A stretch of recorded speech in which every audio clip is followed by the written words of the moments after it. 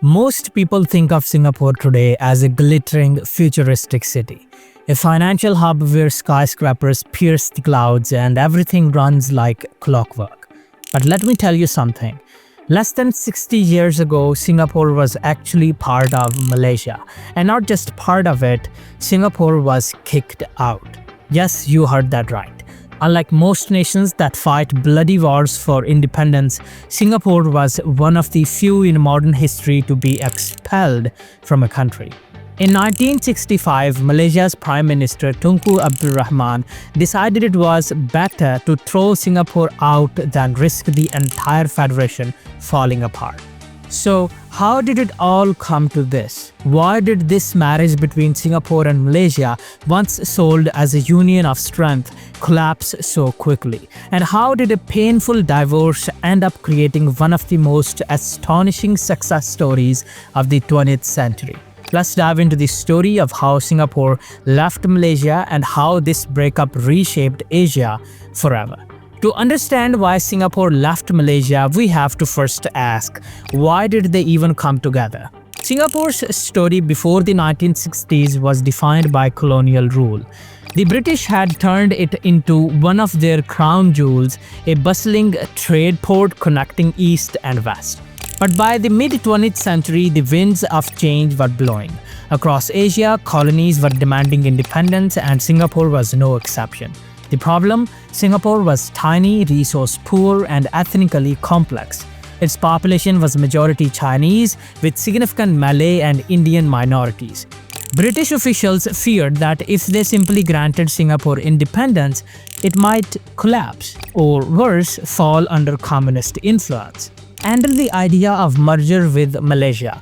By joining the newly formed Federation of Malaysia in 1963, Singapore hoped for security and stability. On paper, it made sense. Malaysia had land, resources, and a majority Malay population. Singapore had trade, industry, and global connections. Together, they could be stronger, united against communist movements in the region. The promise was dazzling. Economic growth, shared defense, and the dream of a united Malayan identity. But beneath the optimism, warning signs were flashing. Singapore's Chinese majority demographics clashed with Malaysia's Malay-first politics. Their economies didn't quite align. Singapore was pushing free trade while Malaysia leaned on protectionism, and their leaders Lee Kuan Yew and Tunku Abdul Rahman had vastly different visions for the federation. The marriage looked like a risky gamble, and here's where things started to unravel. At the heart of the conflict were two men, Singapore's fiery Prime Minister Lee Kuan Yew and Malaysia's more traditional leader Tunku Abdul Rahman. Lee Kuan Yew believed in a concept he called Malaysian Malaysia. In other words, every citizen, Malay, Chinese, or Indian, should be treated equally, with no group enjoying special privileges. It was a vision of meritocracy where progress came from talent and hard work, not race or heritage. But Tunku Abdul Rahman saw things very differently. Malaysia was built on the idea of protecting the Malays, the Bumiputra, sons of the soil, who had long been economically disadvantaged compared to the more commercially dominant Chinese community. To UMNO, the ruling Malay party, ensuring special rights for Malays wasn't just policy, it was survival. These two visions were irreconcilable. To Lee, Malaysia's racial policies were unjust and backward. To Tunku, Lee's insistence on equality was a direct threat to Malay political power. As months passed, mistrust deepened. When Singapore's People's Action Party began contesting seats in Malaysia's federal elections, UMNO saw it as an invasion, a Chinese-dominated party trying to undermine Malay dominance at the national level. For UMNO, this wasn't politics, it was war. The federation had been built on fragile compromises. Now, with two leaders pulling in opposite directions, those compromises began to collapse. But these weren't just elite squabbles.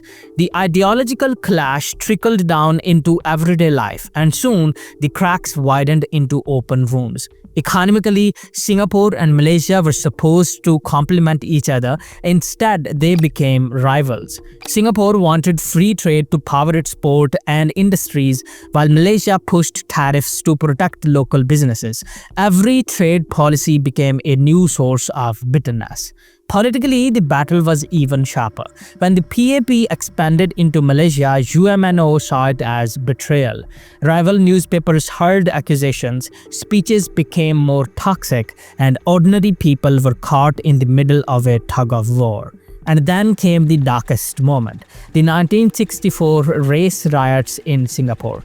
On July 21st, during a Muslim procession, violence broke out between Malays and Chinese. What started as a clash quickly spiraled out of control. Shops were burned, buses overturned, and soldiers had to be deployed. By the end, 23 people were dead and hundreds injured. Just 2 months later, more riots erupted. The images were searing. Neighbors turning on neighbors, communities living in fear, and the streets of Singapore echoing with violence. The dream of a harmonious federation was shattered. Public mood turned poisonous. Malays feared being dominated by the Chinese. Chinese citizens felt marginalized by policies that favored Malays. Instead of unity, the federation had bred suspicion and resentment. By 1965, it was clear the center could not hold. And so came the moment of no return. For Malaysia's leaders, the riots were proof that Singapore's presence was destabilizing the entire federation. Every month brought new clashes, new accusations, and new risks of all-out civil conflict. Tunku Abdul Rahman made a shocking calculation.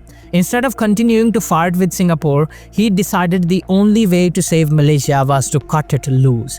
In his eyes, it was better to expel Singapore than risk the collapse of the entire country. Think about how rare this is. Nations almost never kick out part of their territory. Yet, on August 9, 1965, Malay's parliament voted overwhelmingly to expel Singapore. Overnight, the federation was broken.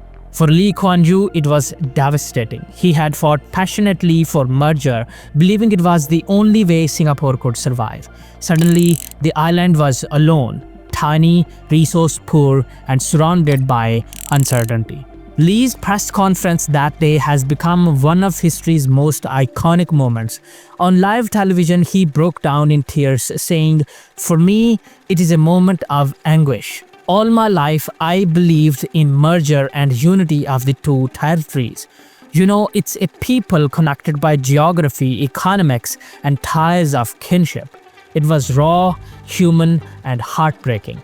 Singapore hadn't chosen independence, it had been thrown into it, and few believed it would survive." But what happened next stunned the world. Singapore started its independent life with nothing. No natural resources, no hinterland, no army big enough to defend itself. The odds were stacked against it. Yet instead of collapsing, Singapore turned its expulsion into opportunity. Lee Kuan Yew and his team doubled down on discipline, meritocracy, and global vision. They courted foreign investors, built world-class infrastructure, and turned the island into a hub for shipping, finance, and manufacturing. Every policy was pragmatic, every decision laser-focused on survival. At the same time, Singapore invested in its people, universal education, public housing, and a culture of efficiency and cleanliness that would become its trademark. National Service built a citizen army, while strict laws ensured stability. Meanwhile, Malaysia felt relief. Without Singapore constantly challenging its politics, UMNO could focus on consolidating power and strengthening Malay rights. The country developed steadily, powered by resources like rubber, tin, and oil. But over the decades, the contrast between the two nations grew sharper. Malaysia remained a significant economy in Southeast Asia, but Singapore leaped ahead, becoming one of the wealthiest and most advanced societies on earth. The bitter breakup, in hindsight, created two very different success stories. Malaysia found stability as a resource-rich federation. Singapore, forced into independence, discovered its true strength in resilience, innovation, and global ambition. Today, Singapore is proof that sometimes the harshest setbacks can spark the greatest triumphs. What began as tears of anguish in 1965 became one of the most remarkable transformations in modern history. So, why did Singapore leave Malaysia? Because two nations with two visions couldn't coexist under one roof.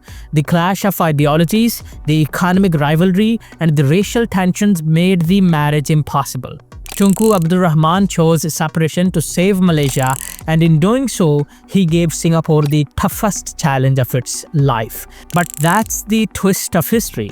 What looked like a death sentence became the start of a miracle. Today, Singapore isn't just surviving, it's thriving, a global city that punches far above its weight. Sometimes, being forced to stand alone is the only way to discover how strong you really are. If you want to know what really made Singapore so insanely rich, then you should watch this video showing up on your screen. Thanks for watching, mate, and thanks for hitting the subscribe button.